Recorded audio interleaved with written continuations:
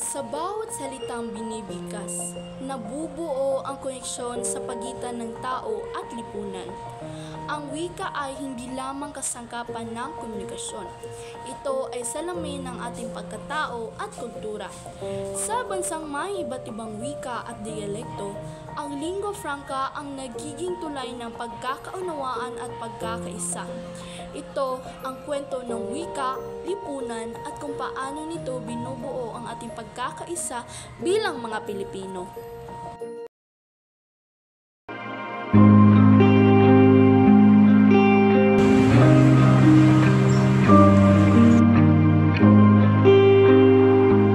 Sa isang bansang mahigit 170 na wika at dialekto, paano nga ba tayo nagkakaunawaan?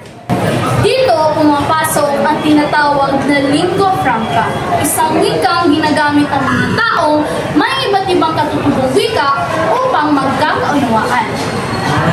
Sa Pilipinas, ang Filipino kasama ang Ingles nagsisilbing pangunahing lingua franca mula Batanes hanggang Pulo.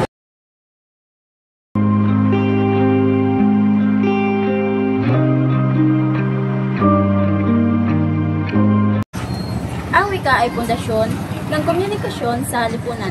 Ginagamit ito sa edukasyon, media at pamahalaan upang maipasa ang kaalaman, makapagpahayag ng damdamin at makapagsagawa ng mga plano para sa ikaunlad sa bayan.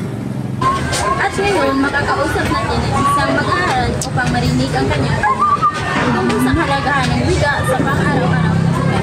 Para sa iyo, bakit mahalaga ang wika sa pang-araw-araw na buhay?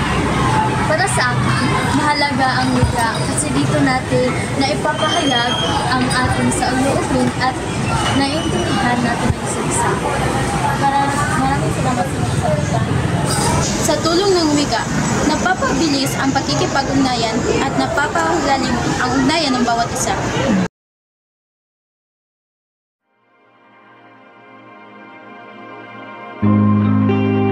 Kabila ng iba't ibang kultura at kaugalian sa bawat rehiyon, nananatili tayong nagkakaisa dahil sa wika. Ang wikang Pilipino ay nagsisilbing simbolo ng ating pagkakaisa. Nagpapakita na kahit iba-iba tayo, isa ang ating layunin ang magtulungan at magtagumpay bilang isang bayan. Ngayon naman, makakausap natin ang isang guro upang alamin kung paano nakakatulong ang wika sa pagpapalakas ng pagkakaisa ng mga Pilipino. Para sa iyo, ma'am, paano nakakatulong ang wika sa pagpapalakas ng pagkakaisa ng mga Pilipino?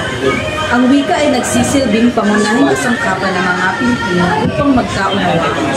Sa pamamagitan nito, na ipapahayag natin ang ating saloobin, ideya, at pangarap natin para sa bayan. Dahil dito, nagiging malinaw ang ating komunikasyon at mas napapadali ang pagtutulungan. Ang wika rin ay nagpapalalim ng ating pagkakakilanlan bilang isang lahi. Sa paggamit ng Pilipino at sa ibang katutubong wika, na ipapakita natin ang ating pagmamahal sa kultura at tradisyon.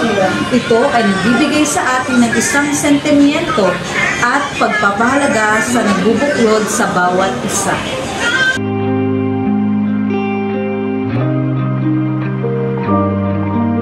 Ang wika ay higit pa sa mabibig at tunog. Ito ang tibok ng ating pagkakaisa. Pamagitan nito, napapawi ng pagitan ng kultura, reyon at pananaw. Kapag pinahalaga natin ang ating wika, pinapantay natin ang mas matibay na lipunan at mas paliwanag na kinabukasan. Sa uli, iisa lang ating layunin, maging isang bayang nagkakaisa sa puso, diwa at salita. At yun lamang po. Maraming salamat.